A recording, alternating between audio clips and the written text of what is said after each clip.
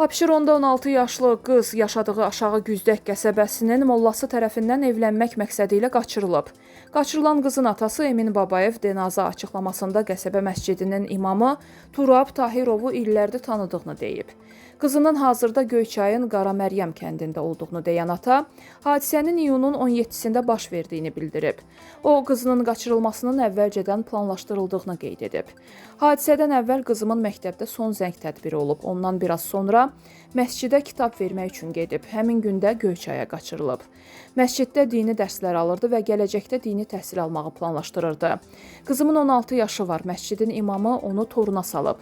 O əvvəllər ailəli olub və boşanıb. O mənim yaşımdadır. Qızımdan yaşca çox böyükdür. İstəyirəm övladım geri qaytarılsın.